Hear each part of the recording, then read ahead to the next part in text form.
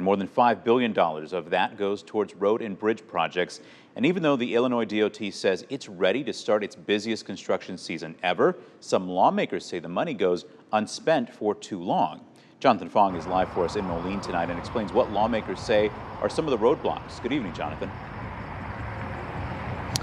Yeah, good evening, John. Illinois has the second highest gas tax in the nation, and those dollars are supposed to go towards fixing your state and local roads. But some lawmakers say that money isn't getting spent fast enough, and that's in part because of staffing issues, but also the process to get these projects approved.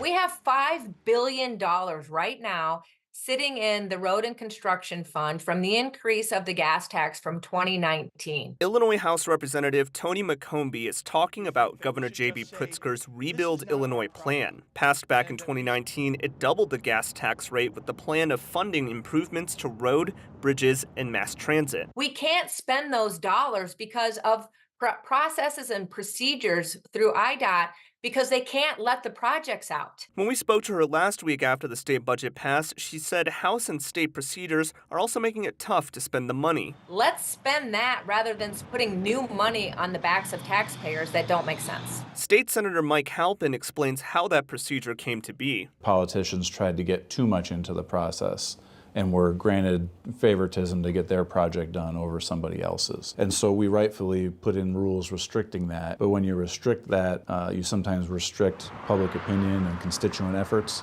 to get roads repaired. He also explains the challenge IDOT is facing. And it's been difficult to recruit engineers and recruit others to work on some of these projects.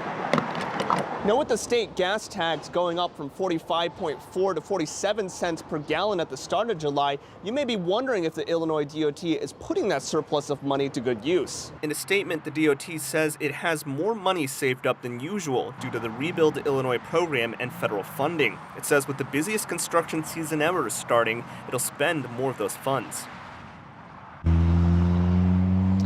Now, Senator Halpin says it's going to take new legislation in order to improve that process, and also it's going to take better pay in order to attract new jobs for the Illinois DOT, and also the projects that the Illinois DOT is going to fund. Those are going to be announced as early as next month. John.